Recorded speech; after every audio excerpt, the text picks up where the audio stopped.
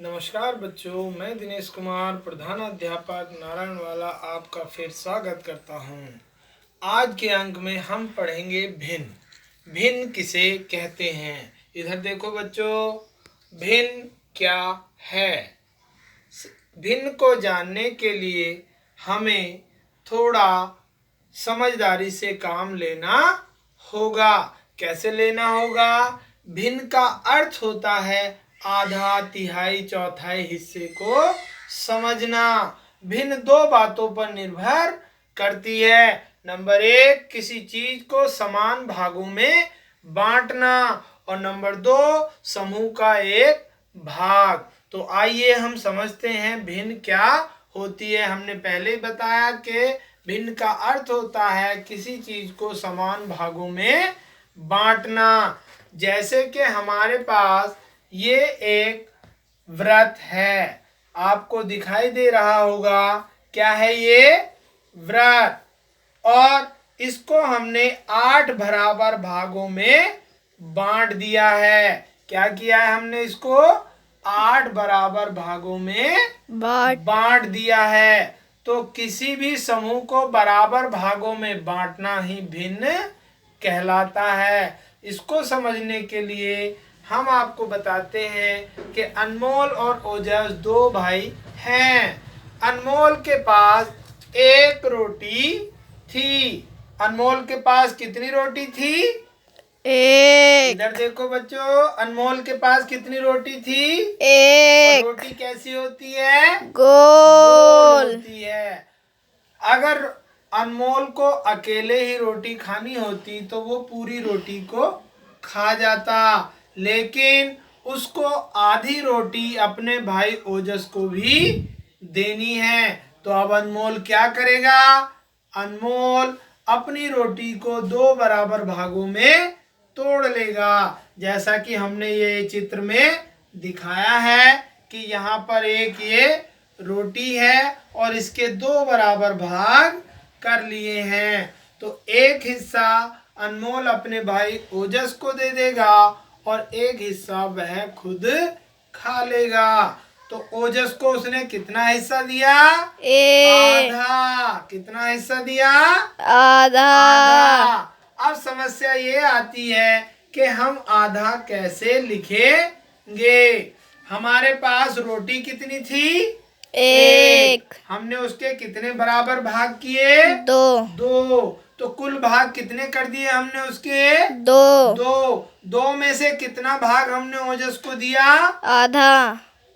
आधा भाग। रोटी का आधा भाग यानी रोटी के 2 भाग हमने किए थे।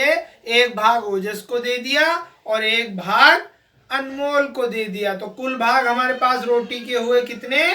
2। जिसमें से एक भाग किसको दिया?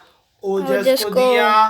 तो अब हमें लिखना है आधा। तो कैसे लिखेंगे? किसी भी चीज को भिन्न के रूप में लिखने के लिए हमें 2 बातों पर ध्यान देना पड़ता है कि उस समूह के कुल कितने भाग हैं और कितने भाग किसी को दिए गए हैं। तो देखिए यहाँ पर रोटी के कुल भाग कितने हैं? 2। ओजस को दिया गया भाग कितना? 1। तो ओजस को दिए गए भाग की भिन्न क्या होगी? दिया गया भाग बटे कुल भाग। दिया गया भाग कितना है? 1 और कुल भाग कितना है? 2। ये जो रेखा खींची है इससे ऊपर वाले भाग को हम अंश कहते हैं और नीचे वाले भाग को हर कहते हैं। अब समस्या ये है, आप सोच रहे होंगे कि अंश क्या है और हर क्या है। तो मैं आपको बता दूं कि हर उस समूह के कुल भाग हैं। जैसा कि हमने बताया यहाँ पर कि एक रोटी के हमने कुल कितने भाग किए? 2। तो कुल भाग कहाँ आ गए?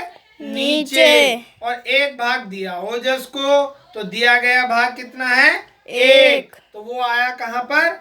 ऊपर। इस प्रकार भिन्न का मतलब होता है दिए गया भाग बटे कुल भाग। और संख्या रेखा के ऊपरी भाग को अंश कहते हैं और नीचे वाले भाग को हर कहते हैं। अर्थात अंश और हर के अनुपात को हम भिन्न कहते हैं। आशा है आपकी समझ में भिन्न क्या है ये आया होगा। अब हम आगे देखते हैं।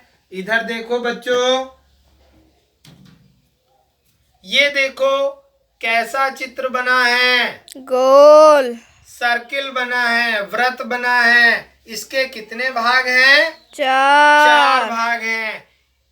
इस पहले भाग में काला रंग भरा है, दूसरे में लाल, तीसरे में नीला और चौथे में पीला। चारों भाग में अलग अलग कलर किए हुए हैं।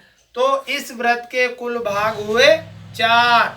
और कितने भाग में काला रंग भरा है? केवल 1।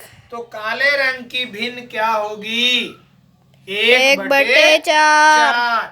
Very good, 1/4। अब आप इस आकृति को देखिए। ये कैसी आकृति है? स्क्वायर। स्क्वायर है, यानी वर्ग है। हमने वर्ग के कितने भाग किए हुए हैं? 4 भाग किए हैं। 2 भागों में कैसा रंग भरा है? नीला। और ये वाला रंग कौन सा है? काला। तथा ये वाला रंग कौन सा है? ब्राउन। तो अब आप बताइए कुल भाग इसमें कितने हैं? 4। तो काले रंग की भिन्न क्या होगी इसमें? 1/4। और नीले रंग की भिन्न क्या होगी? 2/4। ऐसे ही एक आकृति हमारे पास ये है। इस आकृति को क्या कहते हैं? रेक्टेंगल, आयत। इसके हमने कितने भाग किए हैं? 4। हमने आपको बताया था कि किसी चीज को समान भागों में बांटना ही भिन्न कहलाता है। जैसे ये एक आयत है, हमने इसके कुल कितने भाग किए? 4। तो बताइए ब्लू रंग की भिन्न क्या होगी? जो स्काई ब्लू कलर है ये कितने भागों में किया हुआ है? हमने 2 भागों में। तो स्काई ब्लू कलर की भिन्न क्या होगी? 2/4। 2/4। और ब्लैक रंग की भिन्न क्या होगी? 1/4। 1/4। तो ये हमने समझा कि भिन्न 2 बातों पर निर्भर करती है। किसी चीज को समान भागों में बांटना और दूसरा समूह का एक भाग। अब हम आगे देखेंगे। इधर देखिए बच्चों, ये ओजस के पास कुल 9 गेंदें थी। कितनी गेंदें थी कुल? 9। 1 2 3 4 5 6 7 8 9। कितनी गेंदें थी ओजस के पास? 9। उसने 4 गेंद अनमोल को दे दी। कितनी गेंद दे दी? 4। तो ओजस ने अनमोल को गेंदों का कौन सा भाग दिया? कैसे बताएंगे? हमने पहले ही बताया था कि दिया गया भाग बटे कुल भाग। तो दिया गया भाग कितना है? 4। हमने कितनी गेंदें दी हैं?